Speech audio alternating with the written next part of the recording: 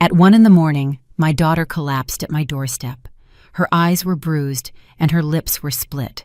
Sobbing, she confessed, "My husband hit me because of his mistress." I held her in silence. I helped her into the house, and without a word, I put on my police uniform. Ready. I loaded the bullets. Then I dialed my lawyer's number. "Start the plan, now." I'm glad you're here. If you're watching this video, give it a like, subscribe to the channel, and tell me in the comments where you're listening to my revenge story from. I want to know how far it has reached. I had just turned off the TV and slumped onto the sofa, my eyes half closed, after a long, exhausting shift. Being a cop in this town wasn't always a matter of life and death, but that day, I had to break up a fight at the downtown bar and then write the report until the early hours. My body felt heavy. I just wanted to sleep deeply. Outside on the street, the barking of dogs mixed with the buzz of motorcycles from the neighborhood kids speeding by. It was already 1 in the morning, but the neighborhood refused to sleep. I figured the guys were on the corner smoking and drinking some beers like every night. I thought. I closed my eyes trying to ignore the noises so my head could rest. Suddenly, a hurried knocking sounded at the door so loud it made me jump. My heart raced, and my police instincts kicked in immediately. Who could be knocking like that at this hour? I walked quickly to the entrance, grabbing a chair tightly, just in case. "Who is it?" I asked, my voice a little shaky, not from fear, but because I felt something bad was happening. No one answered. There were just a couple more knocks, weaker this time, followed by a choked, trembling voice. "Mom, open up, please." I almost froze. It was the voice of Sarah, my daughter. I unlocked the door in a hurry, my heart pounding in my chest. As soon as I opened it, Sarah collapsed into my arms, trembling like a wounded animal. I hugged her tightly, feeling her limp body, as if she didn't have an ounce of energy left. "Sarah, what happened to you, honey?" I asked, my voice breaking. The yellow porch light hit her face, and I was paralyzed by what I saw. Her lip was split with dried blood at the corner. Her left eye, purple and swollen, could barely open. She was clutching her stomach with her hands as if trying to hide a pain.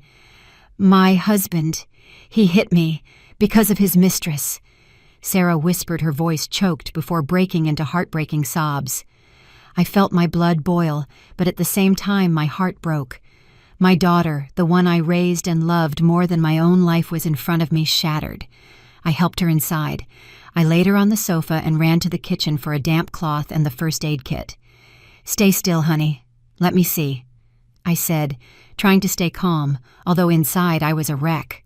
I carefully cleaned the blood from her lip, but it kept coming red raw, as if it were cutting my own heart. The cut was deep. It wasn't just a skin wound. It seemed to carry a much deeper damage. Sarah kept clutching her stomach, her thin hands shaking. Carefully, I removed her hands. I lifted her blouse and, oh my God, I almost dropped the cloth. A huge bruise, black and purple, covered her abdomen, as if she had been hit not once but many times viciously. I felt like I couldn't breathe, as if I had taken the blows myself. "Sarah, who did this to you? It was Robert, wasn't it?" I asked, my voice trembling with rage and pain. Sarah didn't answer. She just cried, and her sobs broke the silence of the house. Without another thought, I grabbed the phone and dialed the number I knew by heart for the town's emergency room. "Dr. Figueroa, please get ready. I'm bringing my daughter over," I said, hurrying.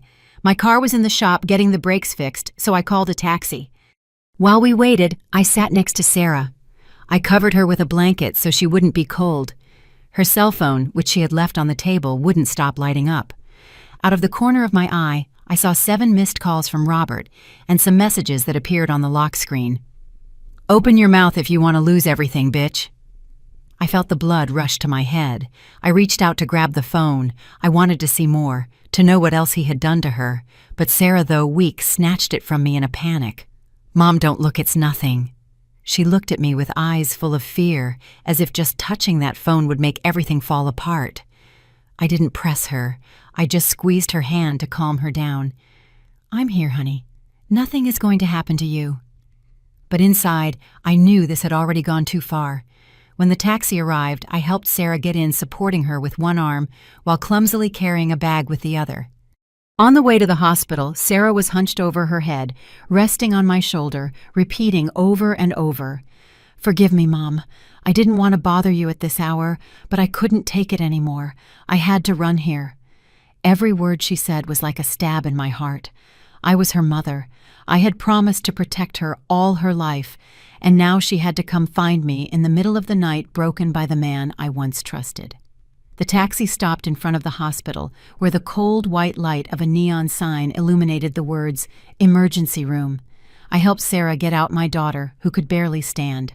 Her body was still shaking, and she was clutching her stomach as if holding on to her last bit of strength. I squeezed her hand, trying to hide how my own heart was racing. "I'm here. Don't be afraid," I whispered, though I was terrified too. Dr. Letitia Figueroa, who was on duty, was already waiting for us at the door. She looked at Sarah, then at me with a worried expression, but said nothing. She just motioned for a nurse to take my daughter to an examination room. I followed my feet, feeling as heavy as lead. When the nurse took off Sarah's thin jacket, I almost gasped. Besides the bruises on her face, her shoulders and wrists were covered in marks of cruelty. Purple and reddish bruises like silent accusations. I stood there motionless, holding onto the edge of a table containing the rage that was burning inside me. "What did this bastard do to you?" I thought, but I didn't dare say it out loud for fear that Sarah would start crying again. Dr. Figueroa carefully noted each injury, her face serious. "We need to do an X-ray to see if she has any fractured ribs," she said, her voice grave but firm. I nodded without saying anything, just watching Sarah lie there, her eyes closed as if trying to escape reality. While I waited for the results, I went down to reception to sign her treatment papers and pay a deposit. My cell phone wouldn't stop vibrating. An unknown number appeared on the screen. I recognized it immediately. If someone was calling at this hour right after Sarah arrived at my house, it could only be Robert. Rage surged through me and I hung up without even answering. He didn't deserve to talk to me, not after what he had done. When I returned to the room, Sarah had fallen into a light sleep, probably from exhaustion. I pulled the blanket up, my hands still shaking. Seeing her face, I remembered the Sarah from before, the cheerful little girl who used to run after me in the yard, shouting, "Mom, look at me!" Now that smile was gone, replaced by wounds and fear. I sat by the bed, watching her sleep, my heart in pieces. I was her mother. I had promised to protect her, and I had let her fall into the hands of a guy like Robert. I blamed myself, but at the same time, a flame of determination began to burn within me. I couldn't let my daughter continue to suffer. Never again. After they put her on an IV and she was stable, I took Sarah home. I made her a glass of warm milk, left it by her bed, and closed the door quietly, making sure she was asleep. It was almost dawn. A faint light filtered through the window. I went out to the porch to tidy up a bit, and I saw Ms. Camilla, the neighbor across the street, sweeping her yard. When she saw me, she hurried over. Her voice rushed. "Did something happen at your house last night, Elizabeth? I heard knocking on the door and some crying." I sighed and briefly told her that Sarah had been beaten by her husband, that he had kicked her out of the house, and she had to take refuge here in the middle of the night. Ms. Camilla gritted her teeth, her eyes flashing. "How dare he treat his wife like that? That man has no shame." I nodded, saying no more, but I felt I had an ally. Suddenly I remembered that Ms. Camilla had a camera at her entrance. "Hey, Ms. Camilla, could your camera have recorded anything last night?" I asked. She nodded, immediately opened the app on her phone, and showed me the video. I recorded the scene on my phone of Sarah at my door, knocking desperately, her faint cries echoing in the night. Seeing that image made my heart ache all over again, but at the same time, I knew it would be a key piece of evidence. I took Ms. Camilla's hand and thanked her from the bottom of my soul. She just patted my hand and said firmly, "Don't forget to get justice for that girl. I trust you can do it." I went into my bedroom, opened the closet, and looked at my police uniform hanging impeccably. The blue shirt, the khaki pants, the belt, and the gun holster, everything seemed to be waiting for me. I took each piece, feeling the rough fabric under my fingers. In silence, I changed, buttoning each button, adjusting the belt. Each movement was like an oath. I was not only Sarah's mother, I was also a police officer, and I would use everything I had to protect her. When I finished, I picked up the phone and dialed James Ellison, the family lawyer. His voice sounded sleepy on the other end. "Hello?" I was brief. "James, start the plan. Right now." He was silent for a moment and then asked, "Elizabeth, are you sure?" I answered without a second of hesitation. "Completely. Get ready." I hung up and went to the living room. I took my digital camera out of a drawer. I approached the bed where Sarah was sleeping, carefully removed the blanket, and started photographing each of her injuries: the split lip, the bruised eye, the bruise on her stomach.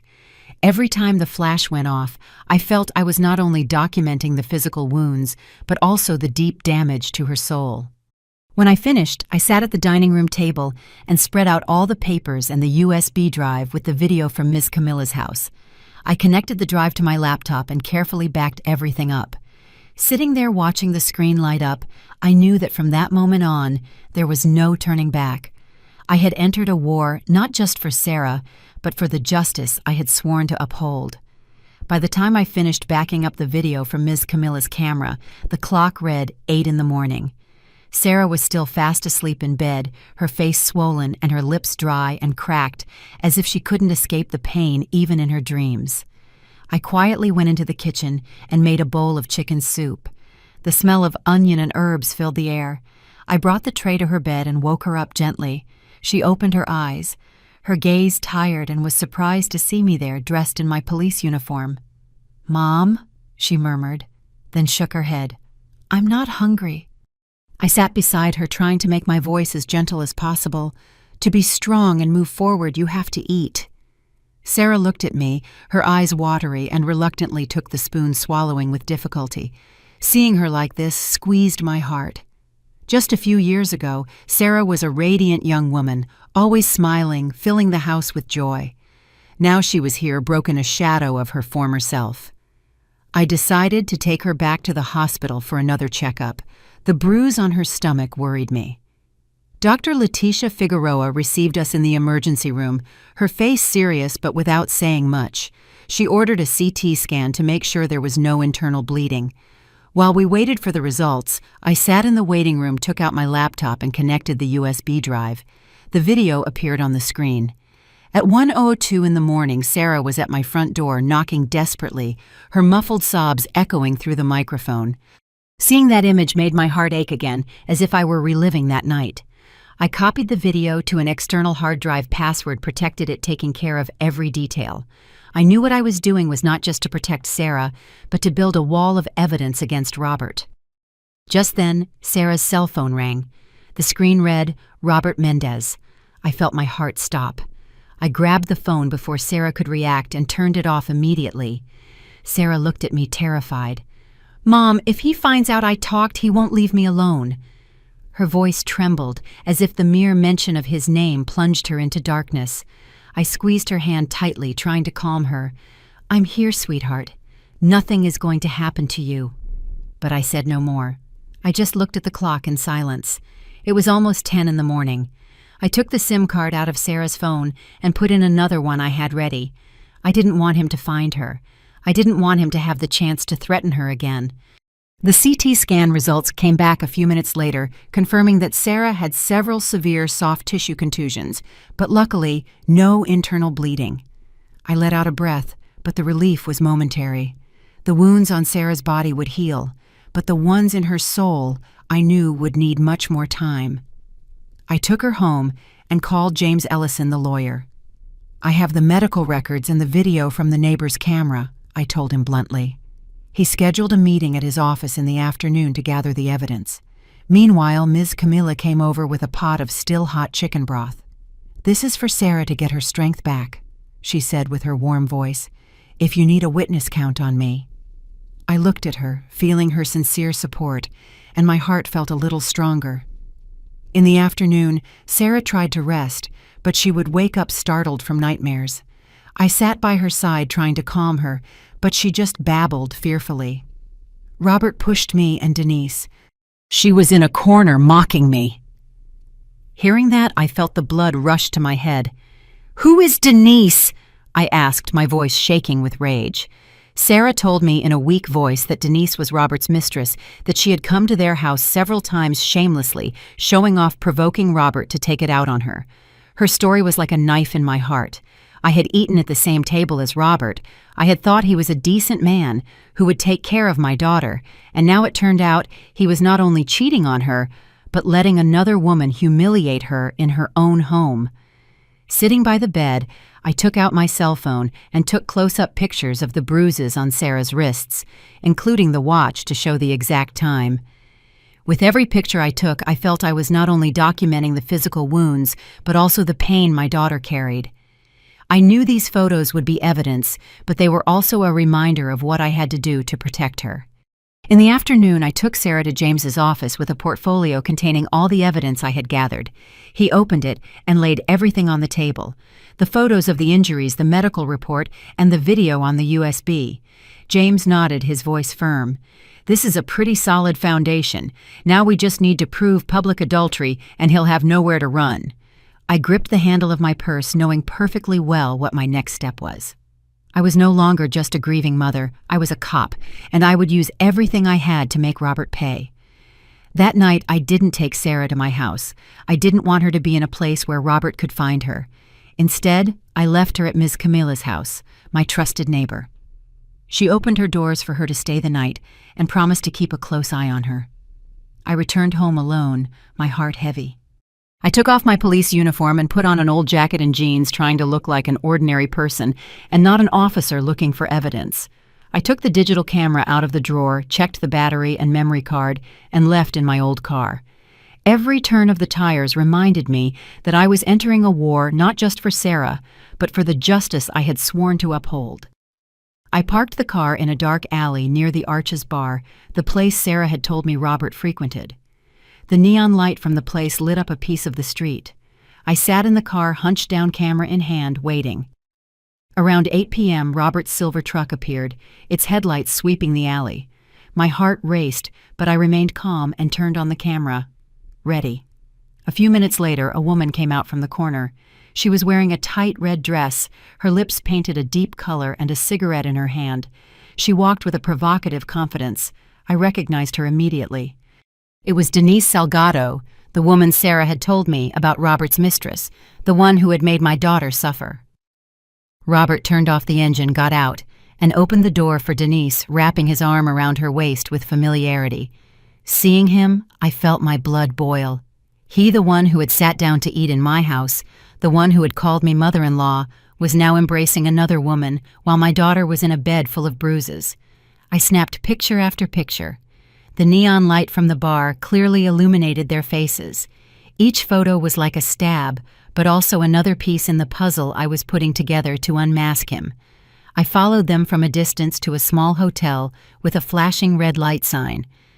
I didn't get close, just stayed far away, and took a couple more photos of them entering the lobby hand in hand. Then I went around to the parking lot and took a picture of Robert's truck license plate, making sure a nearby digital clock showed the time. Each photo was a bullet, and I knew I had what would leave him with no escape. When I got home, I opened my laptop and moved all the photos to a special password-protected folder. I called James, the lawyer, with a determination I couldn't hide. "I have the photos of his infidelity. You can see their faces. You can see the car's license plate." James responded with a firm voice. "Excellent, Elizabeth. Keep them safe. Don't let him know you have them." I nodded, although he couldn't see me, feeling a little more relieved, knowing I was one step closer to justice. Just then, my cell phone vibrated. It was Sarah calling from Ms. Camilla's number. Her voice sounded distressed.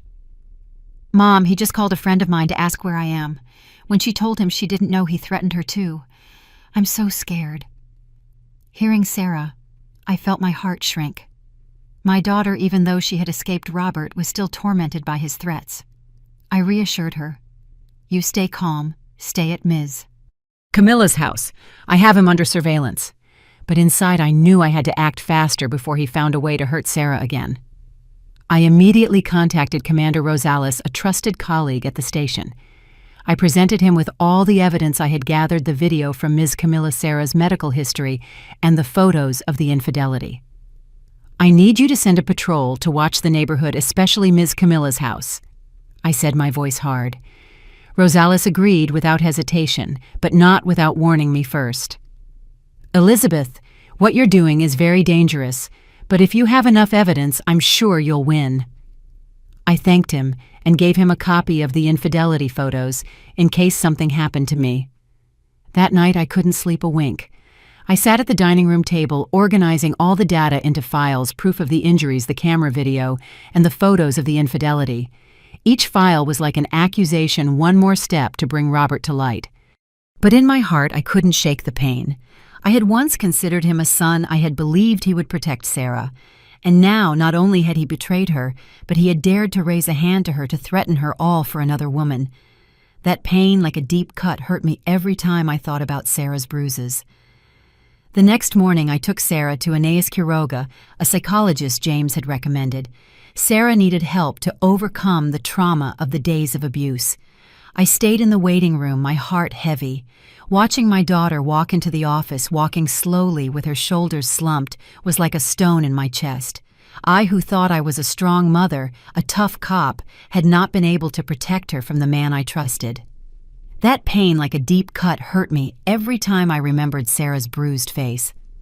While I was sitting there, my phone vibrated. It was Ramiro Alcazar, the head of the Public Property Registry, whom I knew from some previous dealings. His voice sounded grave and a little rushed. "Mrs. Arriaga, it's not wise to talk much on the phone, but I just saw your name and your daughter's on a land transfer file. Something strange. If you have time, you should come by." I frowned, not understanding what he was talking about.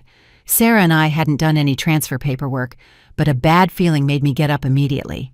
I told Aeneas I would be back for Sarah later. When I arrived at the public registry, Ramiro motioned for me to enter his office. He opened a file, frowning. "There's something strange here. This land was transferred to a Denise Salgado last week, but since you didn't call me to confirm, I found it odd." I froze. I felt my blood run cold. "It can't be!" I exclaimed, my voice choked. "Sarah and I never signed anything." Ramiro shook his head and handed me the file. "The signatures are here with your name and your daughter's, and the transaction is already filed." I took the paper and saw shaky signatures which looked nothing like ours. I immediately asked, "Who came to deliver these papers?" Ramiro replied in a low voice. "The employee told me it was your son-in-law, Robert. He said you had asked him to handle it because you were busy." Hearing that, I felt my blood boil. Robert had not only hit Sarah, not only cheated on her, but he had dared to forge our signatures to steal the land, my father's inheritance, what my family had cared for years. I tried to stay calm and asked Ramiro for a photocopy of the file. He sighed. "Someone from in here surely helped him with the paperwork." Before I left, he whispered, "Elizabeth, this is dangerous. Be careful that no one in the office knows I told you." I nodded, thanked him, and promised not to betray him.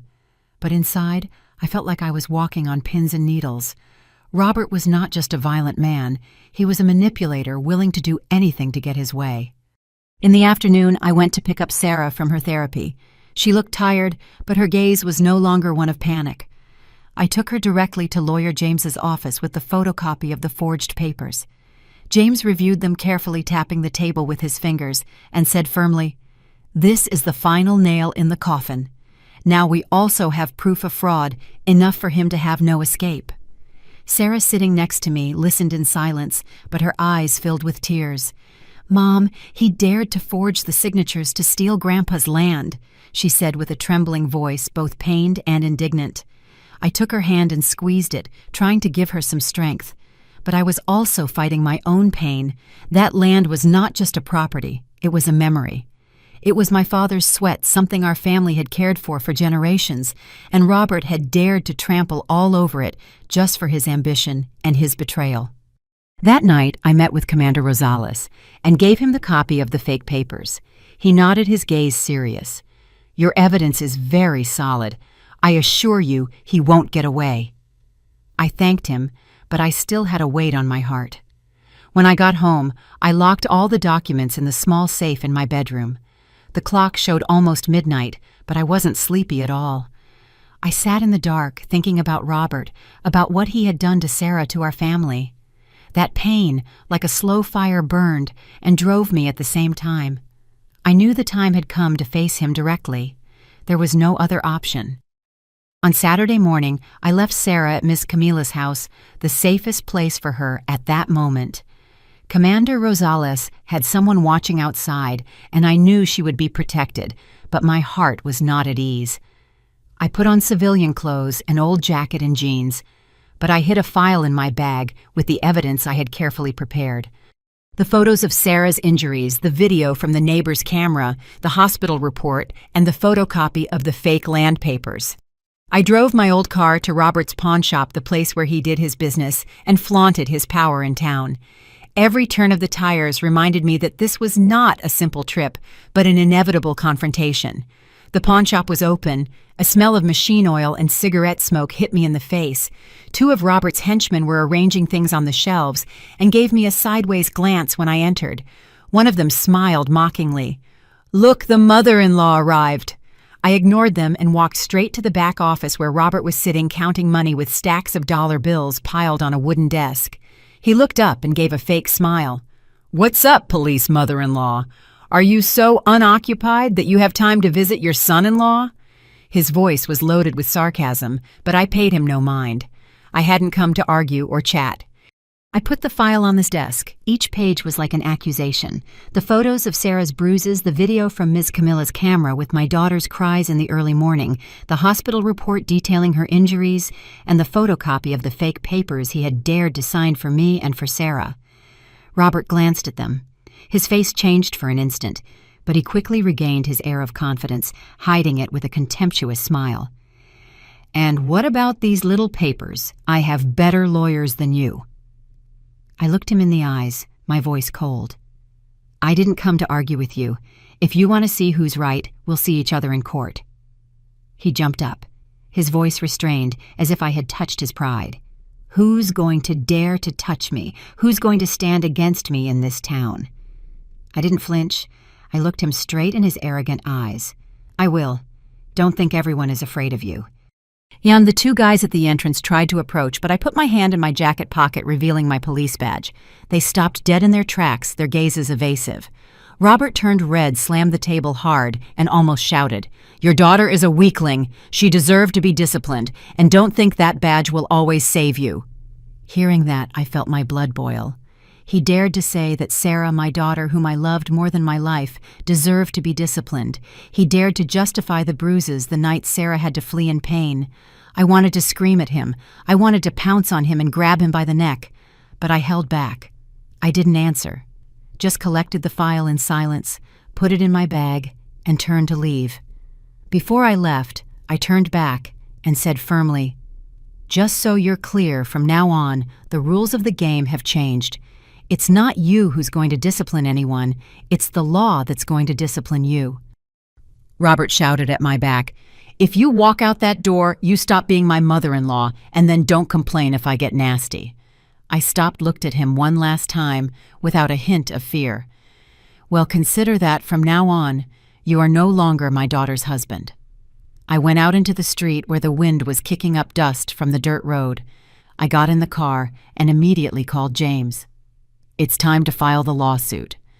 James replied, his voice calm but cautious. "All right, get ready. He's going to counterattack with everything he's got." I nodded, though he couldn't see me, my heart as cold as steel. I knew this war wouldn't be easy, but I was ready. A few days after my confrontation with Robert at the pawn shop, rumors started spreading through the neighborhood like wildfire. Early in the morning, I went to the market for some vegetables, trying to act normal, but the whispers reached my ears. Two ladies at the corner stall were whispering that Sarah probably made it all up. They say she talked back to her husband a lot, that's why he hit her. I walked past them, and they fell silent, but their gazes followed me, as if I were the one causing trouble. In the cafe next door, an old man sipped his coffee and shook his head. Elizabeth is now using her badge to screw over her son-in-law. Hearing that, it felt like a dagger in my chest. These people who greeted me every morning, who smiled at Sarah when she was a child, now so easily believed Robert's lies. I lowered my head and quickened my pace, trying not to let them see my eyes welling up with tears.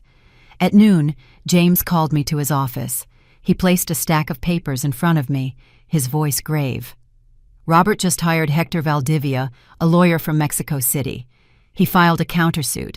He says Sarah made everything up to extort him and that you're abusing your authority as a police officer. I took the lawsuit. I saw Valdivia's signature in blue ink still fresh. The words on the paper were like direct accusations against Sarah and me, as if we were the bad guys, the ones trying to ruin Robert's life. Sarah, sitting next to me, turned pale and said with a trembling voice, "Mom, he wants to make me out to be a liar." Seeing her, I felt my heart clench. Sarah, my sweet daughter, now had to endure not only the bruises on her body, but also the slander of the man she once loved. I took her hand and squeezed it, trying to give her some strength, but inside I felt an indescribable pain. I had thought this town where I was born and raised would be on our side, but now it seemed the whole world was turning its back on us. In the afternoon, I took Sarah to Miss Camilla's house. As we passed through an alley, I saw Robert's 2 henchmen standing there smoking, staring at us. One of them lifted his chin and said sarcastically, "Be careful, people around here believe Robert more than you." I didn't answer, just squeezed Sarah's hand and got her into the house. But those words were like stones thrown at my heart, making me feel more alone than ever. I immediately called Rosales to inform him of the threat. He promised to reinforce patrols at night, but his voice also sounded worried. "Elizabeth, be careful. That guy is trying everything to turn the situation around." I nodded and thanked him, but inside I knew I was walking a very dangerous path. That night I went to the corner store to buy something to eat. The owner, an acquaintance of many years, took me to a corner and whispered, "Elizabeth, be careful. People are saying all over that you made everything up to take the land from your son-in-law." Hearing that, a chill ran down my spine. The people who had been my neighbors with whom I had shared stories now believed I was a schemer. I thanked her, tried to smile, but as I left the store I felt the world was caving in on me. When I got home, I found an unmarked envelope slipped under the door, inside a note in scribbled handwriting. "Shut up, or you lose your daughter." I took the paper. My hands trembled, but not from fear. I was furious. Furious because Robert dared to threaten my daughter. Furious because the people around me were so easily manipulated. I carefully filed the note in the evidence file, knowing it would be another piece to unmask him. Late at night, I had an emergency meeting with James at his office. He saw the threatening note and nodded slightly. Good, the dirtier he plays, the more he tangles himself up.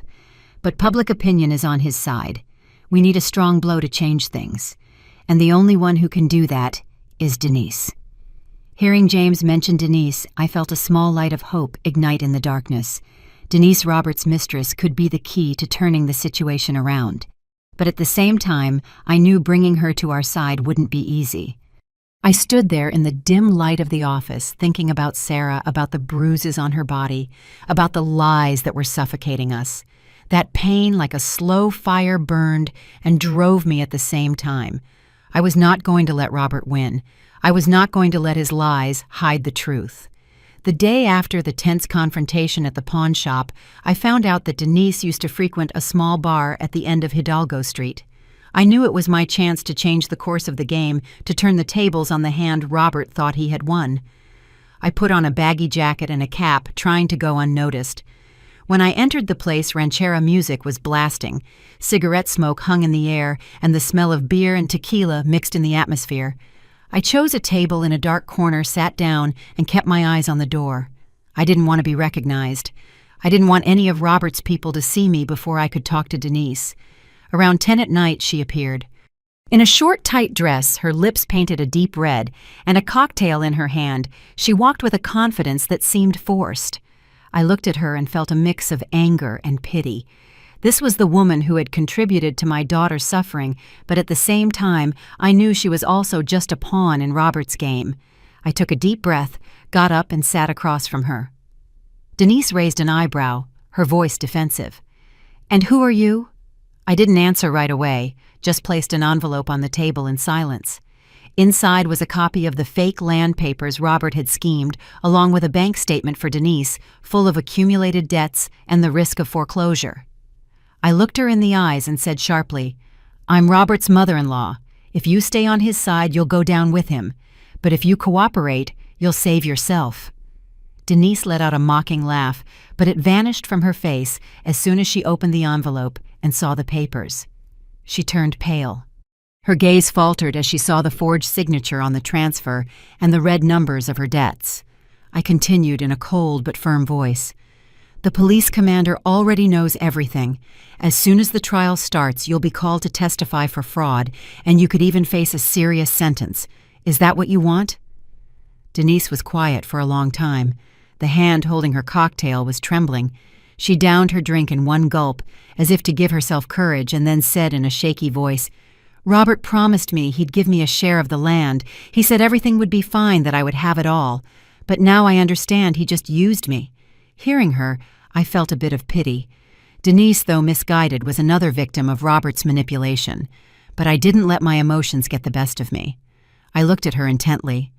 "You have one last chance to get out of this clean. Tell the truth at the trial. I will take that into account."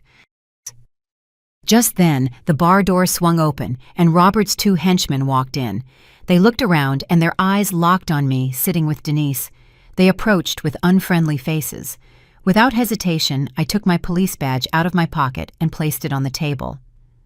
"Want to try something? Go ahead." The dim light of the place shone on the badge, and the two guys stopped, slowly backing towards the door, their eyes still full of hatred. Denise was breathing heavily pale, as a sheet clinging to the edge of the table. I looked at her and said in a grave but determined voice, "See, Robert can't protect you. He's only going to drag you down with him." Denise bit her lip. Her eyes were torn between fear and determination. Finally, she nodded. "Okay, I'll testify, but you have to promise me I'll be safe." I didn't promise much. I just nodded. "If you do the right thing, I'll do everything I can." Done. I immediately called Rosales, told him the situation, and asked him to get a secure apartment on the outskirts for Denise to hide in. Leaving the bar, I walked down the cold, dark street, the wind making me shiver. But inside, I felt a great relief. I knew the battle had turned. Robert had just lost his most important piece. The morning of the trial, I woke up at 5 when the sky was still dark. I went to the kitchen and made a light chicken broth. The gentle aroma seemed to want to calm the tension that filled the house.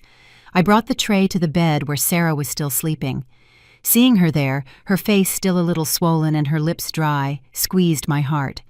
I woke her gently, whispering, "Eat something, honey, so you'll have strength." Sarah opened her eyes, her gaze tired, but she nodded and sat up slowly. I helped her put on a long, light blue dress and put a thin scarf around her neck to cover the bruise that was still visible. I fixed her hair and said softly, "You don't have to hang your head anymore." Sarah looked at me, her eyes watery, but she didn't say anything. Just took my hand as if it were the only way to feel safe. Outside the house, Commander Rosales was already waiting for us with a patrol car. He greeted me with a nod. His look was serious but warm. "I've arranged an escort, Elizabeth. Everything will be fine today," he said. I thanked him, feeling a bit of relief knowing I wasn't alone. On the way to the courthouse, I saw the townspeople gathered in the square whispering. Some looked at us with curiosity, others nodded slightly as if in support, but there were also those who shook their heads with mistrust. The rumors Robert had spread still hung in the air, and I knew that today's battle was not just against him, but to reclaim the truth. Arriving at the courthouse entrance, I saw Robert. He was standing there in an impeccable suit, his face red and his gaze sharp as a knife. Beside him, the lawyer, Valdivia, seemed calm, but I knew he was tense. Denise was there too, standing far from Robert, her arms crossed and her gaze distant. Seeing her, I remembered the night at the bar when I convinced her to switch sides, and I felt a spark of hope. But I knew today wouldn't be easy. I took Sarah's hand and led her into the courtroom. Inside, the place was packed. The old wooden benches creaked as people settled in. I saw Ms. Camilla in the back row. She nodded at me encouragingly, as if to say she would always be there supporting us. Judge Arturo Cervantes entered, and the whole room stood up. The air felt thick. The only sound was the whir of the ceiling fan, like the heartbeat of the room. Lawyer James began. His voice was deep and confident. He presented the case. Each piece of evidence was laid out before the court. The photos of Sarah's injuries, Dr. Figueroa's report, detailing the lesions, the video from Ms.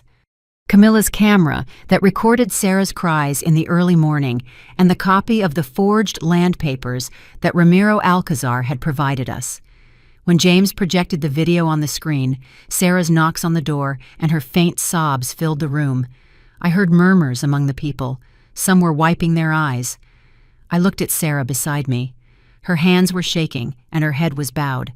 I put a hand on her shoulder and squeezed it gently, as if to tell her I was still there, that I would always be there. Lawyer Valdivia rose to rebut. His voice was sharp. Sarah invented everything to extort my client. Elizabeth Arriaga abused her authority as a police officer to coerce and slander. Those words were like daggers in my heart. I wanted to jump up to scream that he was lying, that Sarah's bruises were not an invention, but James signaled for me to calm down. He presented Robert's threatening messages, which were clearly visible on the big screen. "Shut up if you don't want to be replaced." The room fell silent. Sarah bowed her head.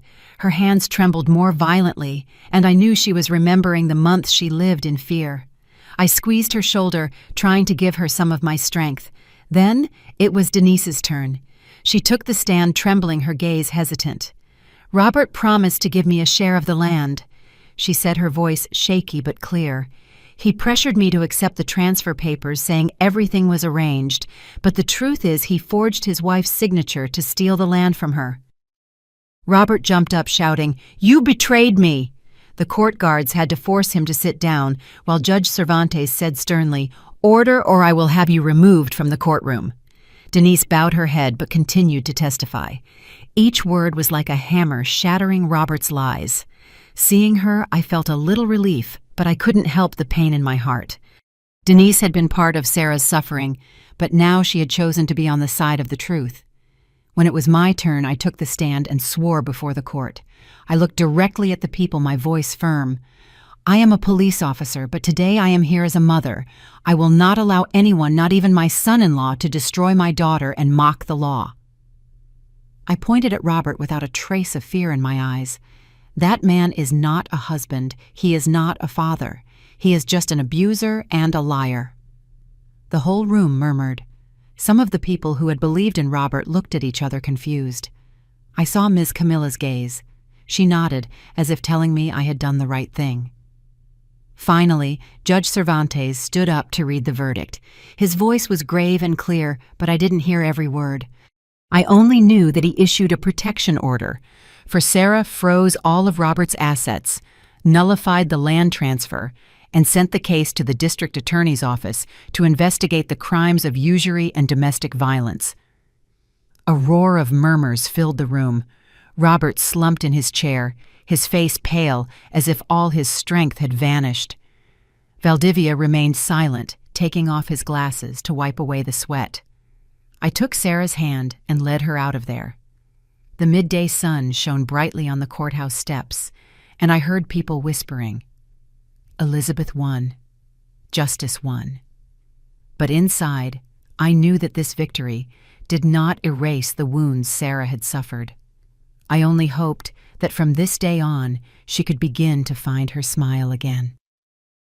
The afternoon of the trial, when Judge Arturo Cervantes finished reading the verdict, the courtroom erupted in murmurs. I didn't hear every one of his words, but when I saw Robert collapse in his chair, his face pale, I knew we had won. The ruling dictated a protection order. For Sarah froze Robert's assets, annulled the fraudulent land transfer, and sent the case to the district attorney's office to investigate the crimes of domestic violence and usury. When I took Sarah's hand and we left the courthouse, the midday sun was shining on the steps, and I heard people whisper, "Elizabeth won. Justice won." But inside, I didn't feel victorious. I just felt relief, as if a weight had been lifted from my shoulders. But the pain was still there like a scar that would never fully heal. That same afternoon, the police went to Robert's pawn shop to arrest him. People crowded the street to watch. Some whistled at him, others shouted insults to his face. I wasn't there, but the next morning, when the local newspaper published a photo of Robert in a prison uniform and handcuffs under the headline, "Pawn Shop Owner Arrested for Violence and Land Fraud," I felt something strange. It wasn't joy, it was a kind of liberation. He who had sat at my table, who had called me mother-in-law, was now paying for what he had done. But that feeling was quickly replaced by sadness. I had trusted him. I had thought he would take care of Sarah. The pain of being betrayed by a family member like a slow burn still seared inside me. Denise disappeared from town a few days after the trial. It was rumored she had gone to Monterey to look for work to start over. I didn't blame her.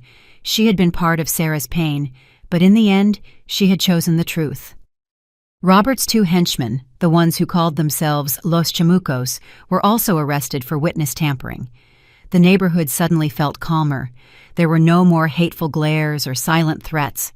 But I knew that the wounds Robert had left on Sarah and me wouldn't disappear so easily. Sarah moved in with me permanently. The first few days, she could barely sleep. She would wake up startled every night, sweating, screaming, "Mom, he's coming!" In those moments, I would sit by her side, take her hand and whisper, "It's okay, honey, you're safe now." But seeing Sarah, I saw myself, years ago, when I too kept silent in the face of my own pain. I took her to Aeneas Quiroga, the psychologist, every week without fail. Aeneas listened to Sarah with patience, helping her face her nightmares step by step. After a few weeks, I started to notice a change. Sarah no longer covered her face when she went out. She no longer hung her head when she walked through the market. One afternoon, I found her in the kitchen making enchiladas, and as she folded the tortillas, she sang softly. That song, as gentle as the wind, brought tears to my eyes. It had been so long since I had heard my daughter sing. It was as if the sun was starting to enter the house again. The town also began to change its attitude. The neighbors who had doubted, who had believed Robert's rumors, now greeted me. Some came up to apologize with regret in their voices. "Mrs. Elizabeth, we didn't know the truth." I just nodded without resentment. I understood that Robert's lies had been convincing, and not everyone has the courage to stand up to someone like him. Miss Camilla came to visit with a tray of sweet bread, and she hugged Sarah tightly. "You turned out stronger than your mother in her day." Seeing them laugh together warmed my heart, as if people's kindness still existed despite the dark days. I continued my work at the station. Every daily patrol was a reminder of my duty.